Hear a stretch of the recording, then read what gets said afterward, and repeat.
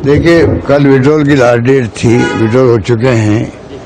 अब जो है जिनको रिटायर होना चाहे वो रिटायर तब होंगे, पर वो विड्रॉ करके कई लोगों ने और कई साथ ने हमारा साथ भी दिया, क्योंकि जब टिकट नहीं मिलता तो कई बार वर्कर्स चाहते हैं कि हमारा उम्मीदवार बने, खड़े हो जाते हैं। पर मुझे खुशी है कि अधिकांश लोगों ने विड्रॉ किया है। माहौल हमारे पक्ष के अंदर है। राजस्थान में हमारी स्कीमों को लेके, योजनाओं को लेके पूरे देश में चर्चा है। इस बात का असर राजस्थान वासियों को भी है कि इतनी शानदार योजना आई है जिससे कि केंद्र सरकार भी विश्लेषण करती है और अन्य राज्यों में चर्चा हो रही है। उदाहरण के रूप में 500 रुपये गैस सिलेंडर ने किया तो केंद्र को भी 200 रुपये कम करना पड़ा दबाव के अंदर आकर के। तो हमारे तमाम जो अप्रोच है चुनाव लड़ने की, वो तमाम है हमारी 5 साल की गुड गवर्नेंस, सुशासन। कोरोना के अंदर शानदार काम किया, अच्छे कानून पास किए, अच्छी स्कीम हमने दी है राजस्थान के अंदर। किसानों का अलग बजट पेश किया, 1 करोड़ लोगों को हम लोग पेंशन दे रहे हैं, बुजुर्गों को, विधवाओं को, निसज्जनों को। छात्रों के लिए अलग स्कीम बनाई है, युवाओं के लिए अलग बना रखी है। तो 50 तरह की स्कीमें हैं। तो तमाम इलाके में समझो 100 यूनिट बिजली का हमने माफ़ कर दिया, तो उससे 1 करोड़ लोगों को बिल नहीं आ रहे हैं।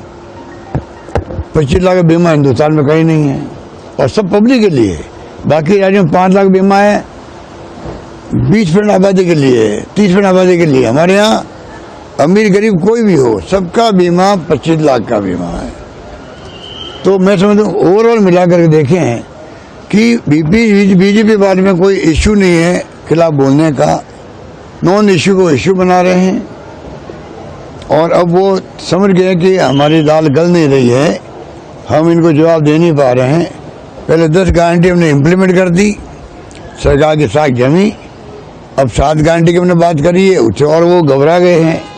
घबरा कर गया, वो जो आरोप लगा रहे उस पर मैं जाना नहीं चाहता है, उनमें कोई दम नहीं है, ये बात मैं कह सकता हूँ। आतंकियों की हमदर्द तक बोलने लगे हैं सरकार।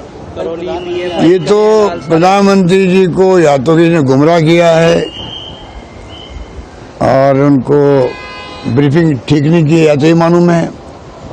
देख, एक तो ये होता है, प्रधानमंत्री का बड़ा पद होता है। तो 2 बातें, या तो उनको उनकी पार्टी लोगों ने गुमराह किया है, गलत रिपोर्ट दी है, इसलिए इस प्रकार की भाषा को बोले कल, जो ऑब्जेक्शनेबल है डेमोक्रेसी के अंदर। दूसरा, या फिर वो जानबूझ करके खुद घबरा गए हैं राजस्थान के माहौल से, वो खुद ही बौखला गए हैं। बौखला करके मैं समझता हूँ इस प्रकार की भाषा बोली है, जो उचित नहीं कहा जा सकता मेरे ख्याल से। तो क्योंकि इससे माहौल खराब होता है कि राजनीतिक पार्टी के बारे में आप ऐसी भाषा का हम लोग। नंबर 1। नंबर 3 जो है, कन्हैयालाल का मर्डर करने वाले कौन थे? बीजेपी के लोग थे। ये उनको ब्रीफिंग नहीं की होगी। उनको 4-5 दिन पहले जब थाने में ले गए कोई मुकदमे में, तो वहाँ के बीजेपी नेता ने उनको छुड़ाया था। ये बात उनकी ज्ञान में नहीं है कि जानकारी में नहीं है क्या? फिर कैसे बोल गए वो? हमने 2 घंटे में पकड़ लिए मुलजिमों को और फिर भी एनआईए ने केस ले लिया उसी रात को। तब भी हमने कोई माइंड नहीं किया हूँ, किस लिए? हो सकता है अंतर्राष्ट्रीय कोई साजिश हो, इसलिए हमने उसको कोई एतराज हमने नहीं किया है। कोई बात एनआईए केस ले लिया हाथ में। अभी तक पता नहीं एनआईए को चाहिए आगे बताएं, अभी तक प्रोग्रेस क्या उस केस की बताना चाहिए।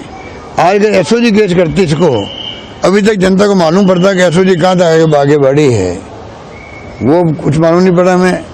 तो इस प्रकार से जो प्रधानमंत्री जी बोले हैं बहुत ही अस्वीकार्य हम लोगों को। और मैं नम्र निवेदन करना चाहूँगा प्रधानमंत्री जी से, कृपा करके इस प्रकार का माहौल नहीं बनाए देश के लिए। देश के हित में नहीं है, समाज के हित में नहीं है। हमारी कोई व्यक्तिगत दुश्मनी तो है नहीं, ये विचारधारा की लड़ाई है हमारी, वही सीमित रहनी चाहिए, विचारधारा तक सीमित रहनी चाहिए लड़ाई को। प्रोग्राम पॉलिसी की बात करें, इशू की बात करें, नॉन इशू बना रहे हो आप लोग, और आप इस प्रकार भड़का रहे हो लोगों को धर्म के नाम पर अभी से ही। और जिस भाषा में उन्होंने कहा है, मैं प्रधानमंत्री नरेंद्र मोदी जी से उम्मीद नहीं करता था इसलिए मैंने कहा या तो उनको गलत ब्रीफिंग की गई है या फिर जानबूझ करके वो खुद घबरा गए, बौखला गए हैं, जानबूझ के जुमला बोला है, मेरा मानना है। और सबसे बड़ी बात है, जब केस हुआ था कन्हैया लाल का, तो हम सब काम छोड़ के प्रोग्राम कैंसिल करके मैं खुद आया Jaipur, chief secretary, DG police, हम सब गए वहाँ पर। जो कुछ करते थे हमने किया, पर इनके नेता लोग मालूम पड़ गया ये केस हो गया, तब भी तमाम लोग हैदराबाद गए इनकी कॉन्फ्रेंस के अंदर। नेता प्रतिपक्ष गुलाब खटारे थे, वो भी नेता उपनेता जो आज नेता प्रतिपक्ष से राठौड़ भी, सब लोग हैदराबाद क्यों गए?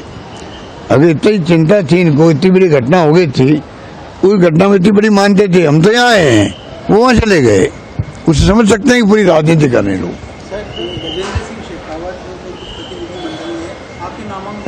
अरे चले, कोई बात नहीं, उनको अपना काम करना दो।